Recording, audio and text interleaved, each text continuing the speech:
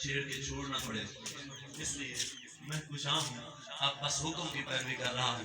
शौकत भाई कह रहे हैं कि हुजूर के बारगाह में वो जो सलाम पेश किया गया वो शेर पढ़ दे, और फिर मैं आपके हुक्म पे मुर्शिद करीम के उस निस्बत के हवाले से हुजूर क़िबला मियां मोहम्मद बख्श रहमतुल्लाह अलैह के शेर पेश करके मैं बुजुर्गों से भी दुआ लूँगा।